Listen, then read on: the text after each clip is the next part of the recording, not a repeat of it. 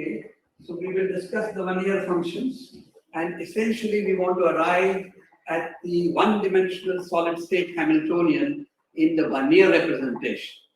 I remind you, in the Bloch representation, the thing is diagonal. The one-dimensional Hamiltonian, single electron Hamiltonian is going to be diagonal.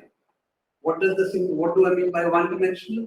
There are a large number of n atoms. Say I can label them from n by 2 to plus n by 2. N is even. So here is this. Minus n by 2 to plus n by 2. Say this is the 0th side, first side, second side, etc. This is the one-dimensional Hamiltonian. And in the Bloch basis, I can write this as h of k is equal to epsilon k of k.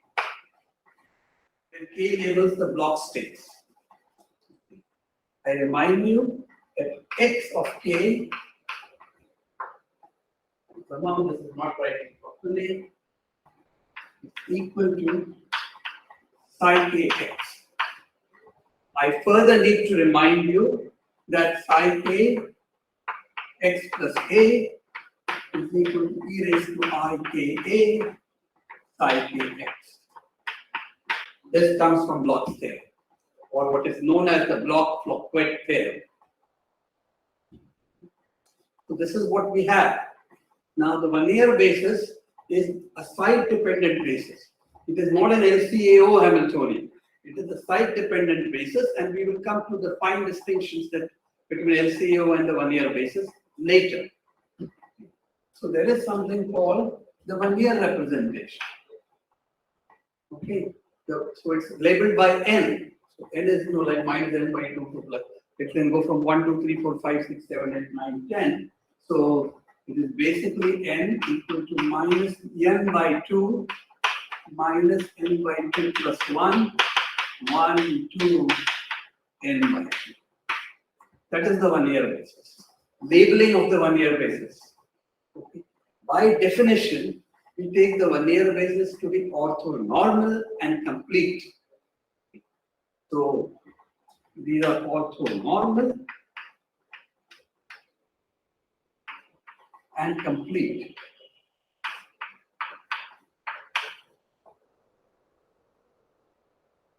So this is due to Gregory Wannier. I think it was introduced sometimes in the late 30s or early 40s. At least Wannier has a book. I think it's on statistical mechanics or solid state physics. It's a short book, it's a small book, it's a wonderful book. Okay. Gregory Wannier is famous for many things, not just as Wannier functions, but a very famous argument in statistical mechanics for the Wannier. It's called the Kramers-Wannier duality argument to solve the Ising model. It's an attempt on the 2D Ising model. And this duality argument has been picked up repeatedly by particle physicists, by high-energy theorists, string theorists, condensed matter theorists, many-body theorists, and what have you. It's a great argument, and it's part of what I would call mathematical physics folklore. So this is the Wannier. This is Professor Gregory Wannier. Okay, and today's lecture is to honor him. You have n. Okay. What you say is that since it is complete, the Bloch basis, which is also complete, can be expanded in terms of the Wannier functions.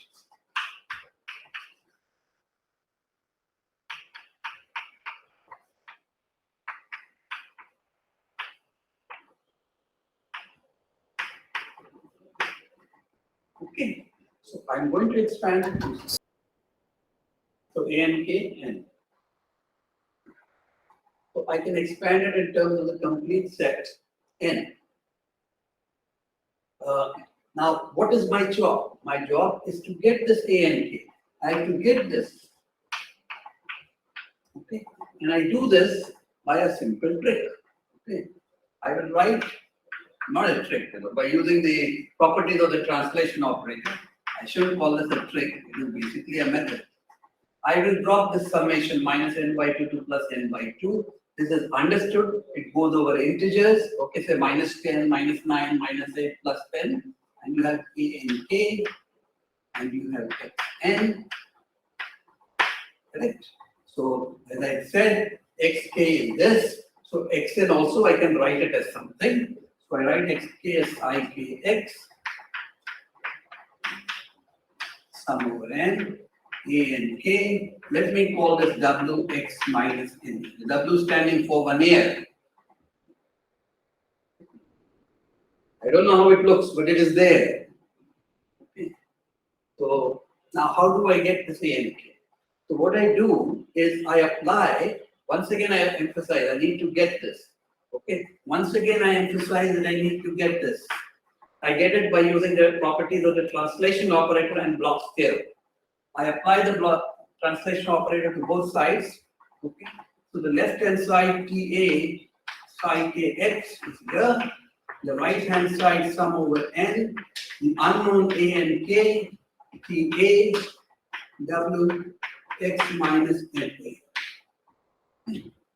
I'll take part of the blackboard here now because there's enough space here. Okay. And I know what this is. This will translate it to psi kx plus k.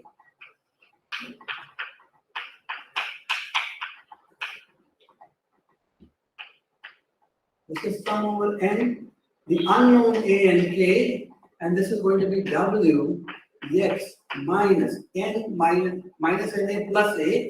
So it is n, let me remove this for a minute, n minus 1 into a.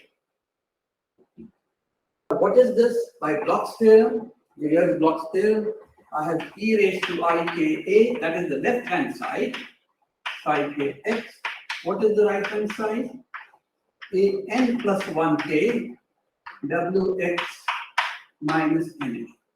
What have I done to the right hand side? What I have done is said n, let n minus 1 go to n. Therefore, my n will go to n plus 1. So I have taken it to n plus 1k.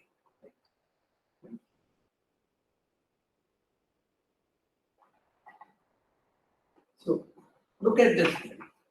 This is equal to e raised to ika sum over n, a and k,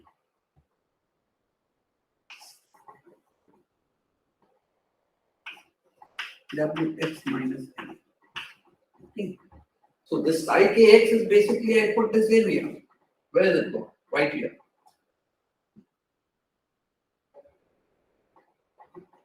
Which implies that a n plus 1k is equal to a nk e raised to I. Okay. This is the best and easiest way to satisfy these equations. Okay, so I use the translation operator and I satisfy this equation.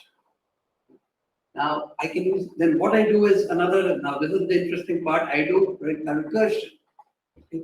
If this is equal to this, then this thing is equal to a n minus 1k e raised to 2ik. And I keep recursing it, by the way, until I get a 0k e raised to I k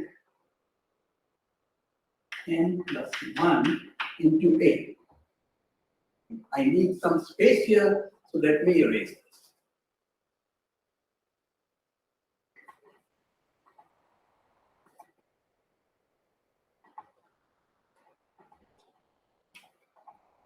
So I have used the completeness of the Wannier functions, and I have almost gotten, and the property of the translation operator, and I've almost gotten all the Wannier coefficients in terms of one unknown coefficient, and that is a0k. I fix this by orthonormality. I say that the Wannier states are orthonormal. Therefore, I say I do the following. If you allow me, once more, I remind you what the equations are. K is equal to sum over a and k n. I'm dropping the summation n into a minus n by 2 to plus n by 2. Multiply on the left with the k. You have multiply on the left with the k. So what you have over here is, and this is not very clear, so I apologize. Okay, so this will become something like m, say, okay, A NK, correct? A NK star, no, this is A NK star, correct? And there is a sum over N and M, and this is A NK into N. Okay. So I dress it up as a bra and a kit on both sides by an M and an N, correct? Right? If this is equal, if this part is just this, and I pre-multiply it, I will get something like this. Okay. Then I know that M and N are orthogonal. Therefore, this summation will collapse, and I'll have an N, A, N, K, the whole square. I say modulus square into 1. Because what I'm using is M into N is equal to delta M. And that is the orthonormality of the Wannier functions. Once I use this, okay, what is this A and K? This A and K, now mind you, I need your time. I mean, I need your attention at this step. Is equal to A0K e raised to I K N A. And the star of it will be A0K star e raised to minus I K A. So the phase factor will vanish. And when the phase factor goes away, I will simply have, by the way, this is from minus n by 2 to plus n by 2. So when the phase factor goes away, I'll get n, okay, A0k the whole square into 1, that is equal to 1.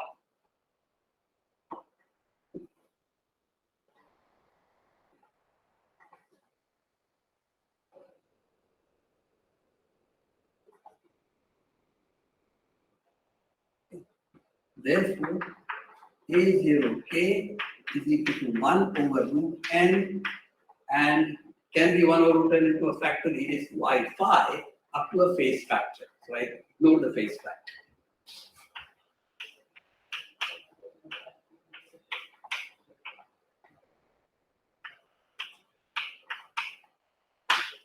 In that sense, I have that A and K, I'm sorry, K is equal to 1 over root n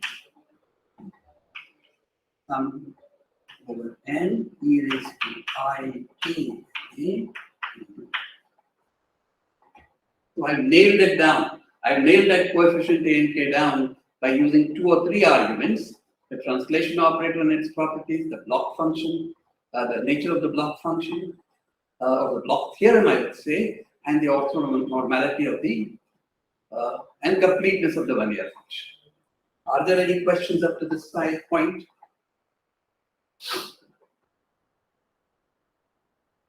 If there are none, then let me continue because I can almost finish this thing right now. So I will rewrite what I have done.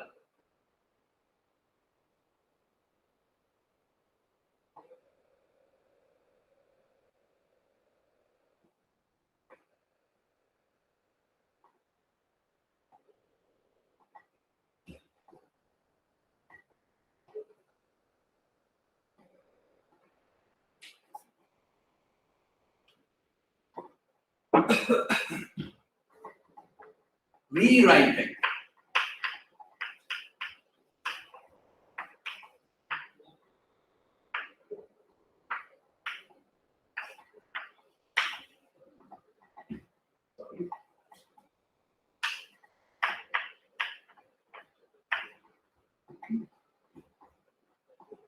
I can also show, but I will not in this class, I can also show that the inverse of this, that is the Wannier function, can be expressed as a complete set of Bloch states.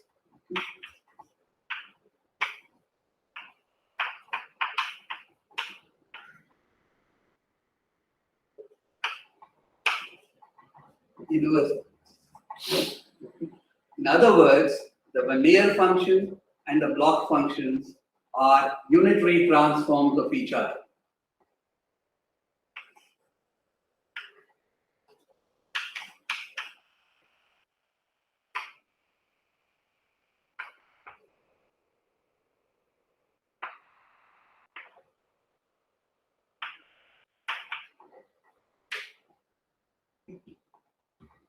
Now on to the last bit, that's to say I have to write down the Hamiltonian.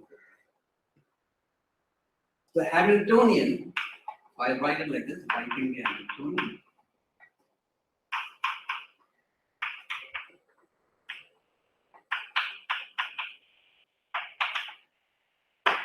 What is the Hamiltonian? H.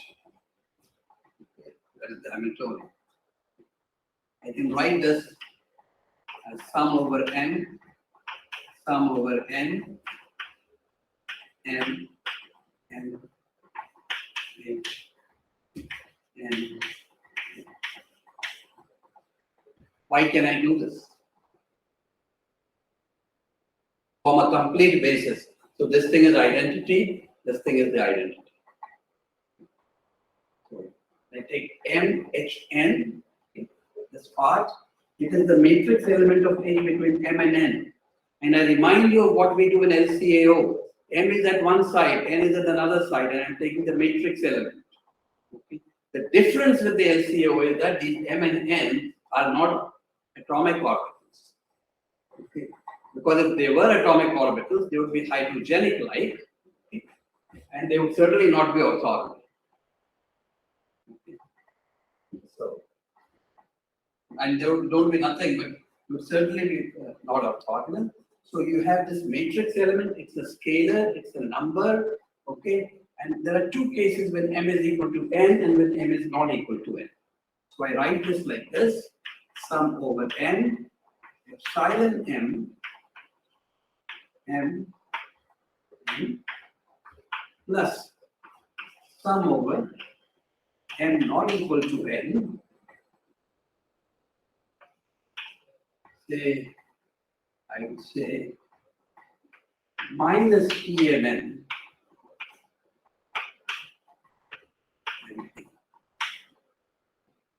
This is a matrix element. When n is equal to n, I call that matrix element epsilon n. When m is not equal to n, I call that element minus TMN. It's just a matter of definition. So this thing, this quantity is n, h, n. And this quantity is m, h, n, when m is not equal to n. Okay. You can always call. What was it when we did LCAO? This was something like minus 13.6 electron volt or something, some ionization energy. What was this? This was something called the V2, or the covalent energy we call it, minus V2. Here I am calling it minus TMN. That is what solid state physics normally call this. Okay, it is minus TMN. T is positive. Okay, TMN is positive. Usually it is positive. If it is negative, then something else would happen, but it is positive. So this is my Hamiltonian in the Wannier representation. Okay. And there are names that we give to this term and to this term. So let me tell you what the names are. Epsilon n is called the side diagonal term. Or it's called a diagonal term. Sometimes it is simply called a diagonal term. On-side diagonal term. Minus Tn is called a transfer. Hopping. And sometimes even the off diagonal.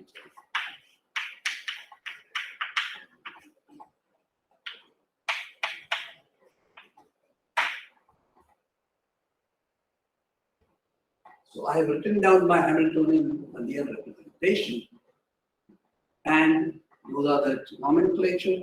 This basically tells you the hopping or the transfer probability of the electron from the state n, say, if this was the state n to the state n, as mediated by the Hamiltonian.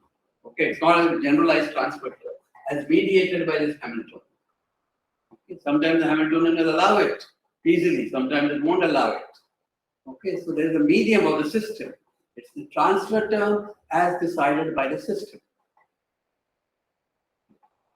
Right? this particular form is very, very, how should I use? I have to use a word called fecund. So it's very fecund.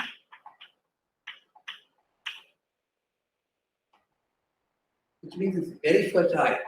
It is the kind of, it is the basis of a large number of Hamiltonians, which are useful in understanding solid state phenomena, which are useful in understanding non-relativistic quantum mechanical phenomena. Okay. If you look at nature, okay, this is the one Hamiltonian that you must know. How to work with it, we will see shortly. Okay. But it's a very fertile and a very rich, it opens up very rich possibilities.